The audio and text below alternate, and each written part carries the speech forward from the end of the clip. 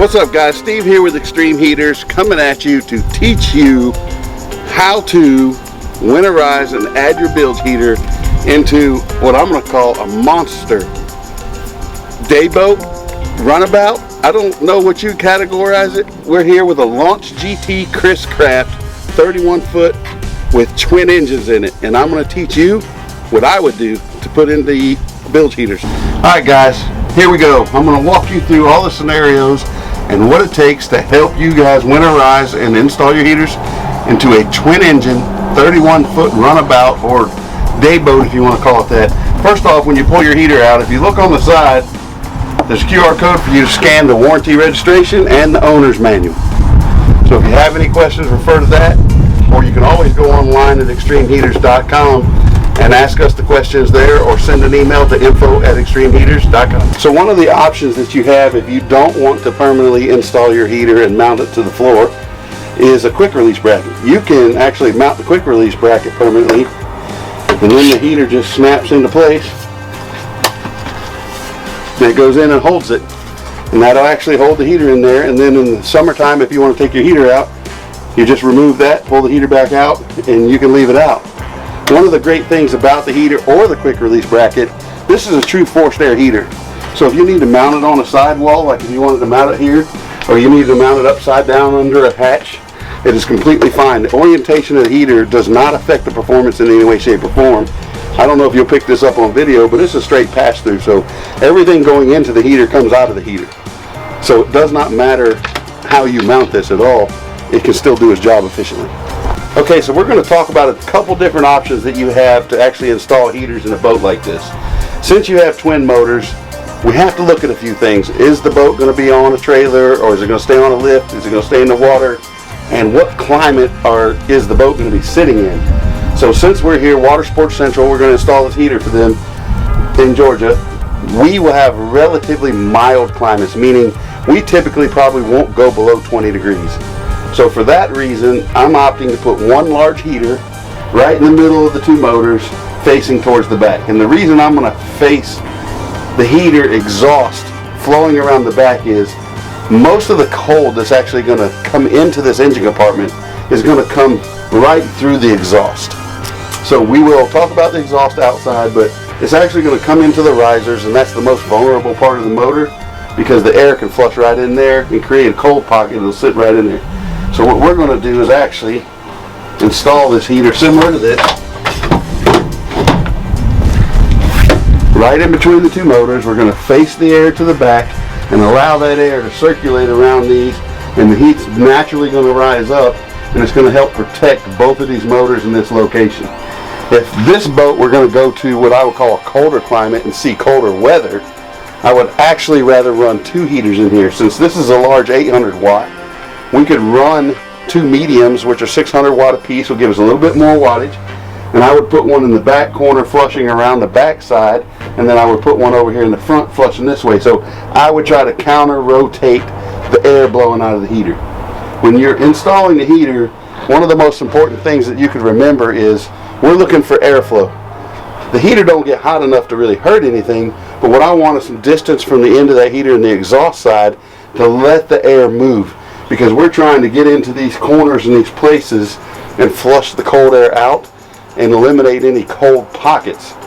So the more circulation we have, the better we can do our jobs.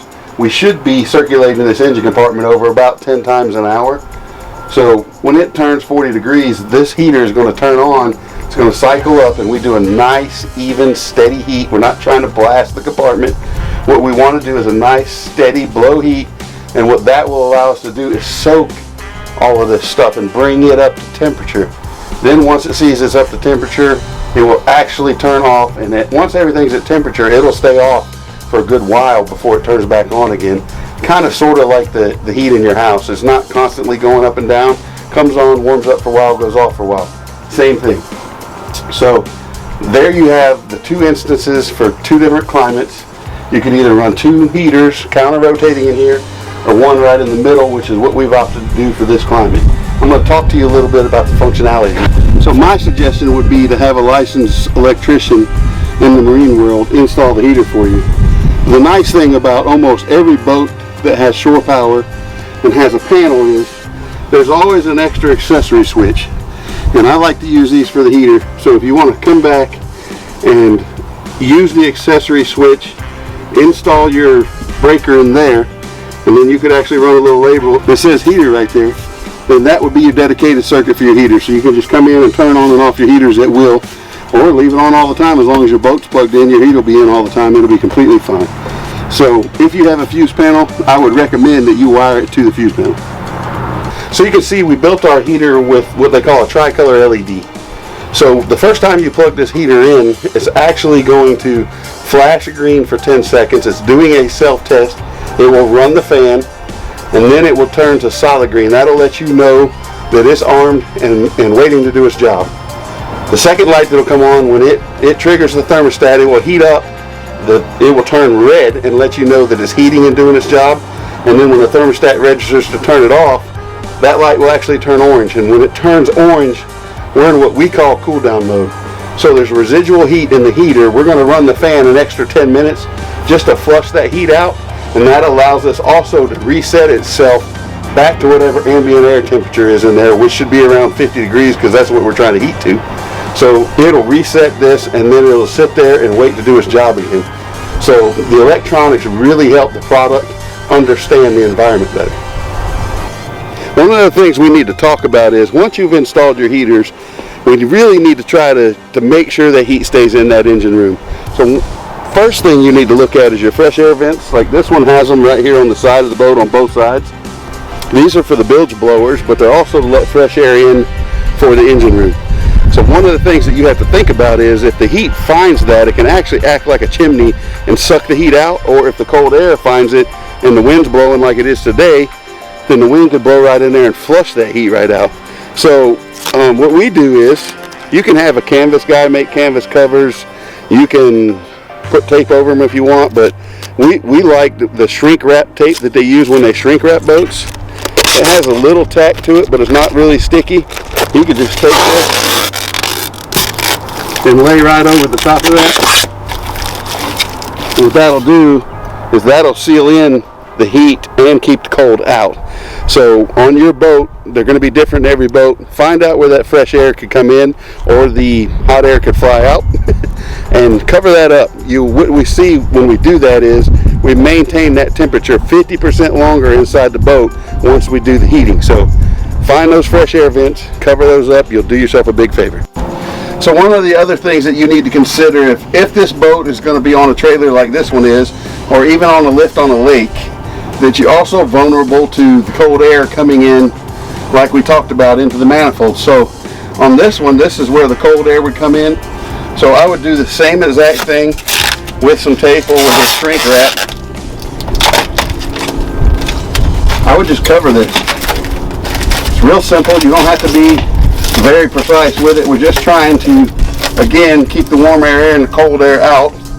And while you're here, you might want to decide to cover over the end of the prop the same way. And what this will do is, again, allow us to maintain the heat temperature a lot longer and keep the cold air out of here. So these little steps will help the performance of your heater and help the safety of your boat a lot. So take the time out, make sure that you understand your engine compartment is sealed, you're maintaining the heat inside. If not, it's kind of like running the heat in your house with the windows open. You would never do that. So do the same for your boat. Take the little time, check out all the little things, and you'll love the performance of this heater. So that's my tutorial on how to install or winterize with an Xtreme Heaters on a twin engine day boat or runabout boat. I gave you a lot of tips and tricks to consider, and I hope that helps you install your heaters. And if you guys have any questions, feel free to go to xtremeheaters.com and ask the questions there, or you can pop a comment below to where we try to answer pretty regularly.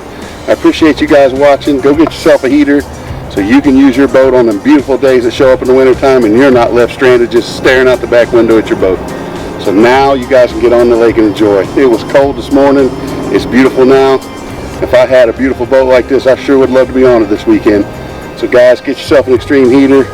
Stop making your boat useless during the winter. Get out and have some fun with it. We appreciate you watching. Leave us a comment.